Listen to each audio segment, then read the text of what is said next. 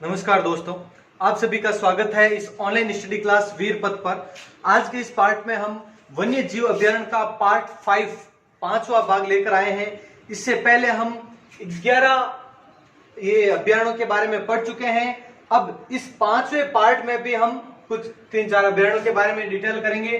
तो अब देखें आप, सबसे पहले तो राष्ट्रीय चंबल घड़ियाल अभ्यारण्य, जो 12वां अभ्यारण्य अभी हम पढ़ रहे हैं। राष्ट्रीय नाम लगा है लेकिन वास्तव में ये राष्ट्रीय नहीं है। राष्ट्रीय अभ्यारण्य 3 ही है, ये नहीं। राष्ट्रीय मृग उद्यान और चंबल के आगे राष्ट्रीय शब्द लगा हुआ है बस, तो ये ध्यान रखना। अब ये कहां कहां पर है, किन जिलों में विस्तृत है, सबसे पहले इसकी बात करते हैं। तो देखो, कोटा, बूंदी, सवाई माधोपुर, करौली और धौलपुर, ये इन 5 जिलों में विस्तृत है। किस तरीके से, देखो, जैसे कि हमने ये राजस्थान के पूर्वी भाग के बारे में पढ़ा था, इस तरह से ये राजस्थान का पूर्वी और ये दक्षिणी भाग है। तो यहां पर धौलपुर, करौली, धौलपुर इस तरह से करौली, सवाई माधोपुर, और यहां पर कोटा का भाग, कोटा भी हमने पढ़ा था, बूंदी भी पढ़ा था। तो यहां पर ये इन जिलों में इस तरह से विस्तृत है। क्लियर है? इन सब जिलों में कोटा, बूंदी, सवाई माधोपुर, हालांकि बूंदी ये मध्य प्रदेश की सीमा नहीं बनाता है, कोटा के जस्ट बाद में सवाई माधोपुर आ जाता है यहां पर। तो कोटा, बूंदी, सवाई माधोपुर, करौली और धौलपुर, ये 5 जिले हैं। इनके अलावा देखो, ये ध्यान रखना, ये 3 राज्यों में विस्तृत है। राजस्थान तो है ही है, लेकिन एमपी और यूपी में भी है। एमपी और राजस्थान की तो सीमा रेखा बनाता है। यहां पर जैसे चंबल नदी के बारे में पढ़ा, तो उस टाइम हमने पढ़ा था कि राजस्थान और मध्य प्रदेश की सीमा बनाने वाली नदी कौन सी है? चंबल नदी। उसी तरीके से ये अभ्यारण्य भी मध्य प्रदेश और ये, क्योंकि यहां से लगाकर यहां तक ये क्या है, जिस तरह से चंबल नदी कभी इधर मध्य प्रदेश में और कभी इधर राजस्थान में जाती है, उसी प्रकार से जहां जहां तक नदी जाती है वहीं पर ये राष्ट्रीय चंबल घड़ियाल अभ्यारण्य यानी चंबल अभ्यारण्य का भी विस्तार है, नदी क्षेत्र में भी। इसीलिए ये देश का, ध्यान रखना, देश का एकमात्र नदी अभ्यारण्य है। देश का एकमात्र नदी अभ्यारण्य, बस जहां जहां तक वो नदी विस्तृत है जाती है, वही नदी वाला ही अभ्यारण्य है। इसीलिए इसका नाम घड़ियाल, घड़ियाल मगरमच्छ, तो मगरमच्छों के लिए प्रसिद्ध है। जहां जहां पर चंबल नदी है वहां पर। तो ये 5 जिले याद रखना आप। और अगर ऐसा पूछ ले 3 राज्यों में विस्तृत अभ्यारण्य कौन सा, तो चंबल अभ्यारण्य है। उसके अलावा हमने पढ़ा था 3 संभाग में विस्तृत अभ्यारण्य, तो टॉडगढ़ रावली के बारे में पढ़ा था हमने।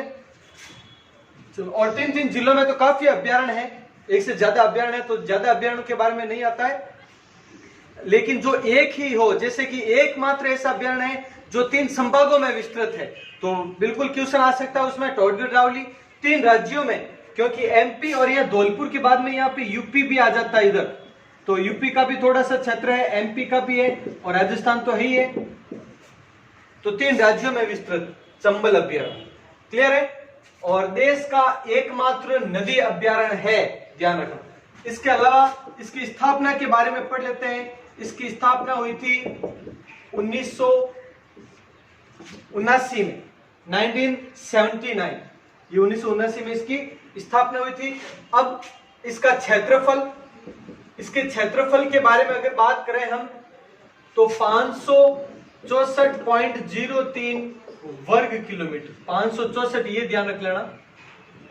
इसका क्षेत्रफल 564.03 वर्ग किलोमीटर इसका क्षेत्र है, इसका चंबल अभ्यारण्य का। ये 2 पॉइंट हो गए। इसके बाद में और देखो, यह घड़ियालों, घड़ियाल मगरमच्छ, तो घड़ियालों की शरण स्थली या प्रजनन स्थली, घड़ियालों की शरण स्थली या प्रजनन स्थली भी इसे ही कहा जाता है। इसके अलावा और देखो, यहां पर ये जापानी ढंग से विकसित उद्यान है, जापानी ढंग से विकसित उद्यान, यही वाला। और इसके अलावा यहां पर क्या क्या है, मगरमच्छ तो है ही है, मगरमच्छ के अलावा डॉल्फिन, डॉल्फिन नामक मछली के बारे में सुना होगा आपने, डॉल्फिन। उसके अलावा उदबिलाव, उदबिलाव एक नेवले जैसा जीव होता है, जैसे नेवला होता है उसी प्रकार का एक जीव होता है, समुद्री जीव होता है जो सिर्फ कीचड़ वाले और गीले क्षेत्रों में ही रहता है, उदबिलाव। और इसके अलावा एक और है यहाँ पर गांगेसूस, गांगेसूस, ये एक जीव का नाम है। आदि जीव निवास करते हैं या रहते हैं, यहाँ पर पाए जाते हैं इसी अभ्यारण्य में। तो इसके बारे में ये नोट डाउन कर ले पॉइंट, इसके बाद में हम अगला अभ्यारण्य करेंगे, पहले ये सब लिख ले आप। अब अगला कर लेते हैं जवाहर सागर अभ्यारण्य के बारे में। सबसे पहले तो जवाहर सागर अभ्यारण्य है कहां पर, तो ध्यान रखना कोटा, बूंदी, चित्तौड़गढ़, कोटा, बूंदी और चित्तौड़गढ़, इन तीनों जिलों में विस्तृत है जवाहर सागर अभ्यारण्य। किस नदी पर है, चंबल नदी पर। चंबल नदी पर हमने 4 बांध पढ़े थे, उन चारों बांधों में से एक ये भी है, जवाहर सागर बांध भी है, तो चंबल नदी पर है, ये ध्यान रखना आप। अब देखो ये लिखवा भी देता हूं, चंबल नदी पर स्थित। इसके अलावा इसकी स्थापना के बारे में समझ लें आप, तो इसकी स्थापना 1975 में इसकी स्थापना की गई और इसका क्षेत्रफल है वो 194.60 वर्ग किलोमीटर, 194.60 वर्ग किलोमीटर इसका क्षेत्रफल है जवाहर सागर अभ्यारण्य का। ये हो गया। अब ये किस लिए प्रसिद्ध है, तो वो आप देखें, आप ये विशेष है घड़ियालों हेतु प्रसिद्ध, यानी घड़ियालों का प्रजनन केंद्र, घड़ियालों का प्रजनन केंद्र स्थित है कहां पर, जवाहर सागर अभ्यारण्य में। अब चंबल अभ्यारण्य और जवाहर सागर अभ्यारण्य में यही कॉमन चीज है, दोनों में ये कॉमन है, चंबल अभ्यारण्य भी घड़ियालों हेतु प्रसिद्ध और ये भी जवाहर सागर अभ्यारण्य भी घड़ियालों हेतु प्रसिद्ध है। उसे भी घड़ियालों का शरण स्थल या घड़ियालों का प्रजनन स्थल कहते हैं, और ये भी है, लेकिन इसमें थोड़ा सा अलग है, घड़ियालों से संबंधित ही पॉइंट। तो यहां पर घड़ियालों का सर्वप्रथम संरक्षण किया गया या संरक्षण केंद्र खोला गया। तो घड़ियालों का सर्वप्रथम संरक्षण कहां पर किया गया, जवाहर सागर अभ्यारण्य। वहां पर चंबल ऑप्शन आ जाए तो नहीं है, ध्यान रखना। अगर आ जाए सिर्फ घड़ियालों हेतु प्रसिद्ध अभ्यारण्य तो वहां पर चंबल और जवाहर सागर अभ्यारण्य दोनों है, लेकिन आ जाए घड़ियालों का सर्वप्रथम संरक्षण कहां पर किया गया तो वो जवाहर सागर अभ्यारण्य ही होगा। ये भी आप पॉइंट नोट कर लेना आप। इसके अलावा इसमें क्या क्या प्रसिद्ध है और वो देखो, तो एक तो ये यहां पर गरडिया महादेव का मंदिर है, गरडिया महादेव मंदिर ये प्रसिद्ध है इस जगह पर। और यहां पर एक और मंदिर है गेपरनाथ जी का मंदिर, गेपरनाथ जी का मंदिर। इसके अलावा तो यहाँ पर जवाहर सागर बांध भी है, अभ्यारण्य है तो बांध भी है, और कोटा बांध भी इसी के निकट है। चंबल नदी के बारे में पढ़ा था हमने कि ज्यादा दूर नहीं है, ये कोटा बांध है, जवाहर सागर बांध है, और इसका भी क्षेत्रफल काफी 194.60 वर्ग किलोमीटर है। तो वो इस अभ्यारण्य के पास में भी है, कोटा बांध भी है, जवाहर सागर बांध भी है। तो इस तरह से ये पॉइंट नोट डाउन कर ले आप। फिर करते हैं अगला। अब करते हैं हम भैंसरोडगढ़ अभ्यारण्य, चित्तौड़गढ़ जिले में स्थित भैंसरोडगढ़ अभ्यारण्य। भैंसरोडगढ़ दुर्ग के बारे में भी सुना होगा आपने, चित्तौड़गढ़ में। अब देखो भैंसरोडगढ़ अभ्यारण्य की स्थापना, सबसे पहले तो इसकी स्थापना हुई थी 1983 में, 1983, जिस वर्ष वर्ल्ड कप जीता था सबसे पहले क्रिकेट में, उसी वर्ष 1983 में ही इसकी स्थापना हुई। इसका क्षेत्रफल, अब इसका क्षेत्रफल है वो 201.40 वर्ग किलोमीटर, 201.40 वर्ग किलोमीटर इसका क्षेत्रफल है बैसरोडगढ़ दुर्ग का। अब ये क्यों प्रसिद्ध है उसके बारे में देख लो आप। एक तो घड़ियालों हेतु प्रसिद्ध, घड़ियालों के लिए प्रसिद्ध।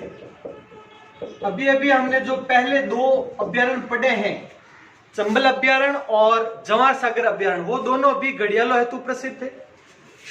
ये भी है, लेकिन ध्यान रखना अगर ऑप्शन में आता है, क्वेश्चन आता है पहले कि घड़ियालों हेतु प्रसिद्ध अभ्यारण्य कौन सा है, अगर ऑप्शन में चंबल या जवाहर सागर दोनों में से कोई भी अगर ऑप्शन में है और ये भी है तो ध्यान रखना वही करना है, चंबल या जवाहर सागर अभ्यारण्य ही सही करना है, ये नहीं। क्योंकि उन दोनों की तुलना में यहां पर घड़ियाल कुछ भी नहीं है, बहुत कम है उन दोनों की तुलना में, क्योंकि वो दोनों बहुत ज्यादा प्रसिद्ध है घड़ियालों हेतु। ये है, अगर वो दोनों ही ऑप्शन में नहीं हो, जवाहर सागर अभ्यारण्य और चंबल अभ्यारण्य, तो ये करेक्ट मान सकते हैं आप। तो ये भी आप थोड़ा विशेष ध्यान रखना, उन दोनों की तुलना में बहुत कम है यहाँ पर। अब और यहाँ पर क्या है, तो मानदेसरा का पठार, मानदेसरा का पठार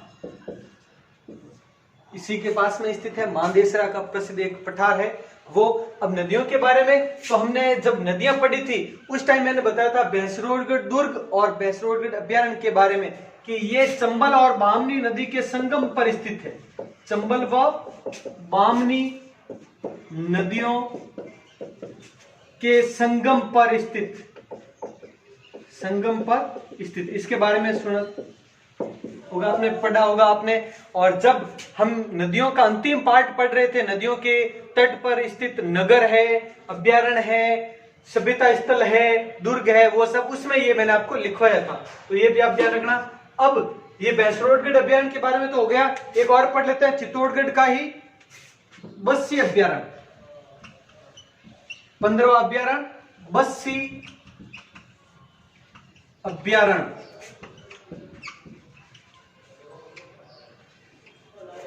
देखो इसके बारे में, बस्सी अभ्यारण्य कहां पर है, तो ये भी चित्तौड़गढ़ में है सबसे पहले तो।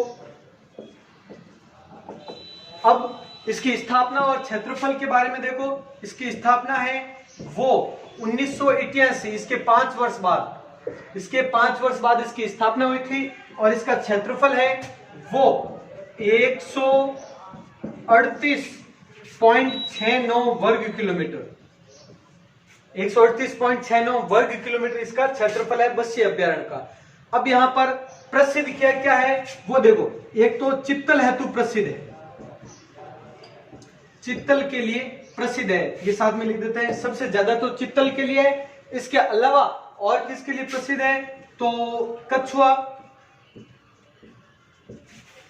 इसके लिए भी काफी प्रसिद्ध अभ्यारण्य है ये बस्सी अभ्यारण्य। और उदबिलाव, ये भी काफी संख्या में है यहाँ पर। उदबिलाव बताया था अभी पहले, नेवला जैसा एक जीव होता है। और इसके अलावा जो जंगली बाघ है, जंगली बाघों हेतु प्रसिद्ध, जंगली बाघों हेतु प्रसिद्ध, एक तो ये है।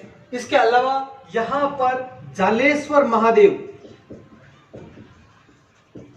जालेश्वर महादेव का मंदिर स्थित है, जालेश्वर महादेव का प्रसिद्ध मंदिर है यहीं पर बस्सी अभ्यारण्य के पास में ही। और देखो जैसे कि चंबल व बामनी नदियों के संगम पर बैसरोडगढ़ दुर्ग, उसी प्रकार से यहां से 2 नदियां गुजरती है, बामनी व ओरई, बामनी व ओरई नदियों के निकट स्थित यह अभ्यारण्य इन दोनों नदियों के निकट स्थित है। अब पहले तो ये नोट डाउन कर लें सभी। इस तरह से ये 15 अभ्यारण्य हो चुके हैं, 27 में से 15 अभ्यारण्य कंप्लीट हो चुके हैं और अभी तक वन्य जीव अभ्यारण्य के 5 पार्ट आए हैं, 2 पार्ट और आएंगे, यानी बाकी के 12 अभ्यारण्य हैं वो अगले 2 पार्ट में कंप्लीट कर देंगे। 27 अभ्यारण्य के लिए है 7 पार्ट, 7 पार्ट्स है, उसमें ये कंप्लीट हो जाएंगे। तो ठीक है, मिलते हैं अगले वीडियो में। जय हिंद, जय भारत।